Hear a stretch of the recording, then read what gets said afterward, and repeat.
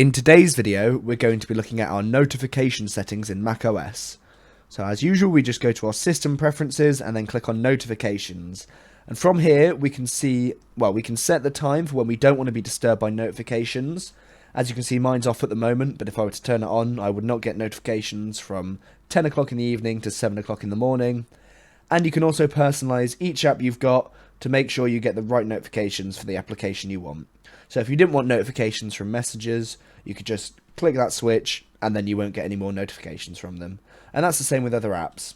This is useful for if you have an application that's frequently giving you updates that you don't really want to see, like antivirus software, and so you can turn it off in these settings.